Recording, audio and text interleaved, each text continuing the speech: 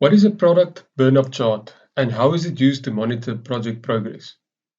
This is a type of questions that we will be answering in this video by making use of an example. Now, product burn-up chart is a visual tool to track progress on a Scrum or Agile project. It shows the completed sprints or iterations against the work completed, and the completed work can be story points or effort in hours. In this example, we will only be focusing on story points. Now, the x-axis of the burn-up chart is the sprints or iterations, and the y-axis represents the completed story points or effort. Now, a product backlog is developed that contains all the work items or tasks that is needed to complete a final product. Now, in order to create the work items or tasks in the product backlog, user stories are developed, which is a write-up of the user requests. The user stories are then broken down into work items or tasks that can be delivered in one sprint, and the tasks are then prioritized in the product backlog according to the priority. Now, the story points are then allocated to each task, and a story point is a unit of measure used to establish the effort required to complete a task. A team can use a Fibonacci sequence to size a task relative to each other.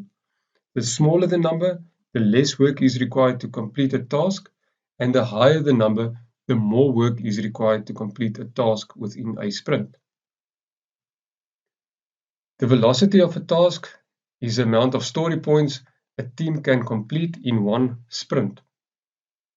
Now, for the purpose of this discussion, the velocity of the team is 18 story points per sprint. Therefore, the team can complete 18 story points within one sprint. So for sprint 1, task 1, 2, and 3 will be allocated to sprint 1 with a total of 18 story points. And after the sprint is completed, the completed story points are then indicated on the burn-up chart.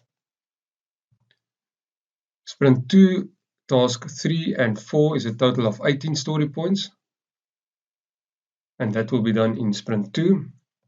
And sprint 3, task 6 and 7, which is a total of 7 story points, will be completed in sprint 3.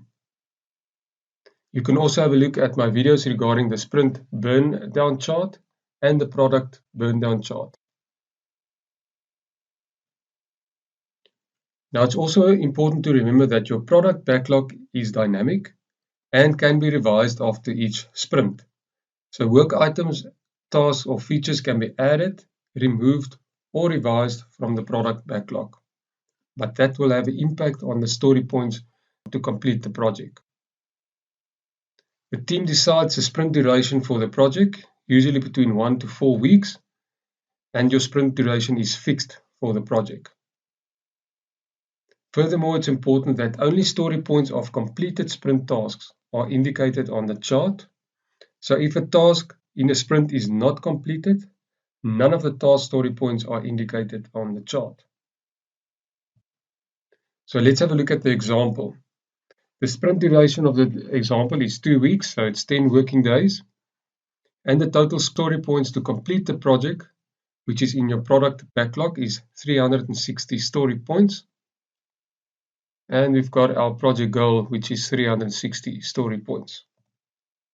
Now, the team velocity for this example is 60 story points per sprint.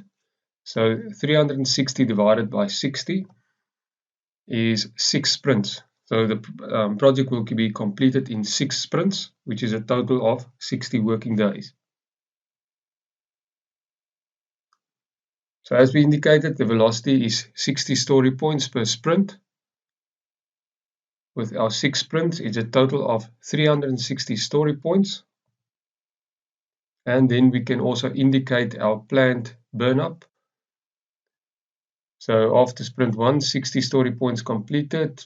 Sprint 2, 120. Sprint 3, 180. Sprint 4, 240. Sprint 5, 300.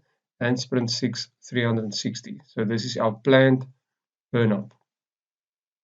So we're going to compare our actual progress against our planned burn-up. So then after sprint 1, we've completed 75 story points. So we've completed 75 story points and we're slightly ahead with our project. We can also indicate a trend line that will show when projections when the project will be completed. So currently it's going to be one sprint earlier. Now for sprint 2, we've completed another 75 story points, total of 150 story points, and we're still ahead with our project. Sprint 3, we didn't complete any story points, and we also have established that additional tasks needs to be added. So currently we're behind, and we then had to add 60 story points to our product backlog. So our project goal has now been shifted to 420 story points. Again, 420 divided by 60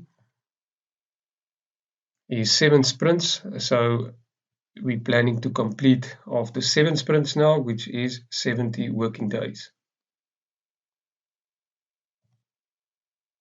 So in sprint 4, we've completed 60 story points, a total of 210, and we're still behind with our project. More or less one sprint behind, that is 10 working days.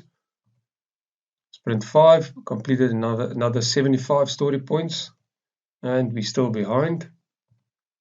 Sprint 6, another 50 story points, a total of 335 story points completed, and we're still behind. Sprint 7, another 40 story points were completed. That's 375. And then eventually we completed our project, and sprint 8, 45 story points, total of 420 story points completed, and we've completed one sprint late, which is 10 working days. I hope that this video gives you a better understanding of a product burn-up chart, and if you like this video, give me a thumbs up, and you can subscribe to my channel for more project management related videos. You can also indicate any project management related topics that you would like me to make a video of, and provide that in the comment box.